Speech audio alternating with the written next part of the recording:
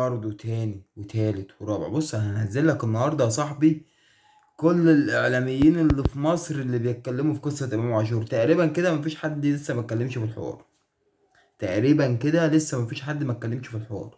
امام عاشور في الاهلي، امام عاشور في بيراميدز، امام عاشور قرب من الاهلي، امام عاشور بعد عن الاهلي، امام عاشور مش عارف ايه يا جدعان، في ايه يا جدعان؟ يا جدعان وحياة ربنا مش شاكلنا مش في امام عاشور بس يا جدعان. الاهلي محتاج مهاجم، الاهلي محتاج باك ليفت، الاهلي محتاج قلب دفاع جنب عبد المنعم، الاهلي محتاج جناح، الاهلي محتاج مركز 10. ليه سايبين كل المراكز دي ومركزين بس في امام عاشور بس؟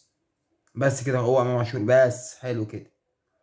امام عاشور هنبقى ضربنا ضربة الموسم في الزمالك. يا عم بلا زمالك بلا بتنجال بقى يا عم.